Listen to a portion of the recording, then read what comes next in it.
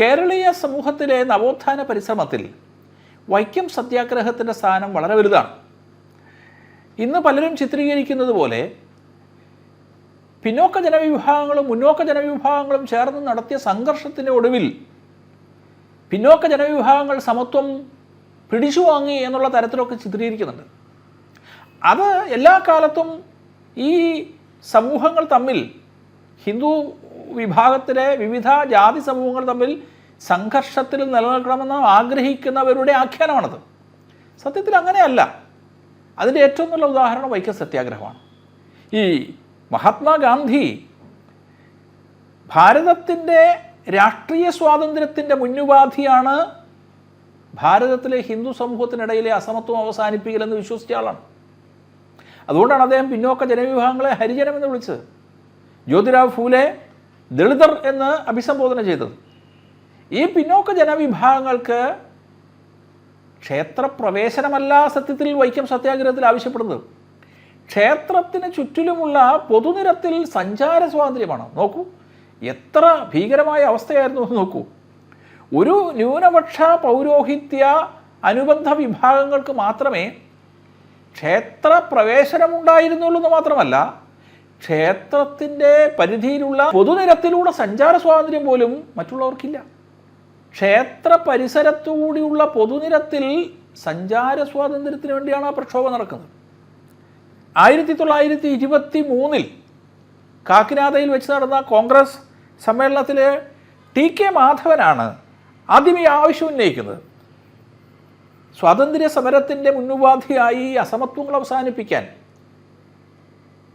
ഉള്ള ഒരു പ്രക്ഷോഭം ആവശ്യമാണ്. അതിന് ഈ പൊതുനിരത്തിലൂടെയുള്ള സഞ്ചാര സ്വാതന്ത്ര്യം പട്ടിക്കും പൂച്ചയ്ക്കും വഴി നടക്കാം. പക്ഷേ ഹിന്ദുക്കൾക്ക്, ബഹുഭൂരിപക്ഷം വരുന്ന ഹിന്ദുക്കൾക്ക് ക്ഷേത്രത്തിൻ്റെ പരിസരത്തൂടെ പോലും നടക്കാൻ പറ്റില്ല എന്ന് പറയുന്ന ഈ അസമത്വം ഇല്ലായ്മ ചെയ്യണം. അങ്ങനെ ഇൻ്റർനാഷണൽ കോൺഗ്രസ് ഈ സമരത്തിന് അനുമതി കൊടുക്കുന്നു. നമുക്കറിയാം 1924 മാർച്ച് 30 കെ.പി. കേശവമേനോൻ്റെ നേതൃത്വത്തിലാണ് കോൺഗ്രസ് വൈക്കം സത്യാഗ്രഹം ആരംഭിക്കുന്നത്. ആ വൈക്കം സത്യാഗ്രഹത്തിൽ പിന്നോക്ക ജനവിഭാഗങ്ങൾ മാത്രമാണോ പങ്കെടുത്തത്? അല്ല, എല്ലാ ജനവിഭാഗങ്ങളും പങ്കെടുത്തു. ഇപ്പോൾ ആദ്യം അറസ്റ്റ് വരിച്ചത് അത് തീണ്ടൽ പലക സ്ഥാപിച്ചിരുന്നു. പടിഞ്ഞാറേ നടയിൽ ബോട്ട് ജെട്ടിയിലേക്ക് പോകുന്ന വഴിയിൽ ആ പലകയ്ക്കിപ്പുറത്തേക്ക് പിന്നോക്ക ജനവിഭാഗങ്ങൾക്ക് പ്രവേശനം ഉണ്ടായിരുന്നില്ല. ആ തീണ്ടൽ പലക മറികടന്നുകൊണ്ട് ഞങ്ങൾ സഞ്ചരിക്കും എന്ന് തീരുമാനിച്ച ആ സത്യാഗ്രഹ വളണ്ടിയർമാരിലെ ആദ്യത്തെ 3 പേർ, ഒരാൾ ഈഴവൻ, ഒരാൾ പുലയൻ, ഒരാൾ നായർ.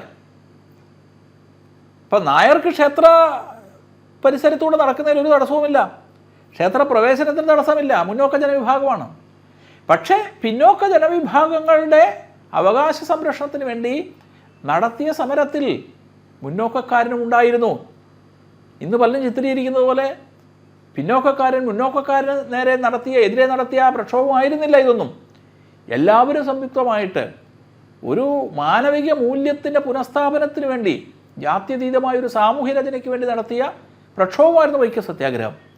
അതിൽ ആ സമരത്തിൽ ഏറ്റവും ശ്രദ്ധേയമായ കാര്യം എന്താണ്? മഹാരാജാവിന് നിവേദനം കൊടുക്കാൻ വേണ്ടി 25,000 വരുന്ന സവർണ ജനവിഭാഗങ്ങൾ മന്നത്ത് പത്മനാഭൻ്റെ നേതൃത്വത്തിൽ തിരുവനന്തപുരത്തേക്ക് നടത്തിയ ജാഥയുണ്ട്. പിന്നോക്ക ജനവിഭാഗങ്ങളുടെ സഞ്ചാര സ്വാതന്ത്ര്യത്തിന് വേണ്ടി മുന്നോക്ക ജനവിഭാഗങ്ങൾ നടത്തിയ സവർണ ജാഥ എന്നാണ് അതിൻ്റെ പേര്. ആ സവർണ ജാഥയ്ക്ക് വർക്കല ശിവഗിരിക്കുന്നിൽ നാരായണ ഗുരുദേവൻ്റെ സവിധത്തിൽ പോയി ദർശനം നടത്തി അനുഗ്രഹം വാങ്ങിയിട്ടാണ് പോയത്. ഈ ജാതികളൊന്നും സംഘർഷത്തിലായിരുന്നില്ല. ഒരു പിടി പൗരോഹിത്യവും മാടമ്പിമാരും അടിച്ചേൽപ്പിച്ച ജാതിയെ കുടഞ്ഞെറിയാൻ വേണ്ടി സവർണനെന്നോ അവർണനെന്നോ ഭേദമില്ലാതെ ഒത്തൊരുമിച്ച് നടത്തിയ പ്രക്ഷോഭമാണ് വൈക്കം സത്യാഗ്രഹം. ആ വൈക്കം സത്യാഗ്രഹം ആത്യന്തികമായി വിജയിച്ചു എന്ന് നമുക്ക് കാണാൻ സാധിക്കും. ക്ഷേത്ര പരിസരത്തോടെയുള്ള പൊതുനിരത്ത് തുറന്നു കൊടുക്കേണ്ടി വന്നു എന്നുള്ളതാണ്. ഇതാണ് പിന്നീട് ക്ഷേത്രപ്രവേശന വിളംബരത്തിലേക്ക് പുരോഗമിക്കുന്നത്. അപ്പോൾ ഇതൊരു ഏകോദര സഹോദരന്മാരായി നായരും ബ്രാഹ്മണനും പറയനും പുലയനും എല്ലാം തോളോട് തോൾ ചേർന്ന് നടത്തിയ പ്രക്ഷോഭമാണ് വൈക്കം സത്യാഗ്രഹം എന്ന് പറയുന്നത്. അപ്പോൾ ഈ ഹൈന്ദവ സമ്മേളനങ്ങൾ നമ്മുടെ കേരളത്തിൽ ഇപ്പോൾ നടക്കുമ്പോൾ ഇത്തരമൊരു ഐക്യത്തിനെക്കുറിച്ചാണ് നമ്മൾ വിഭാവനം ചെയ്യേണ്ടത്.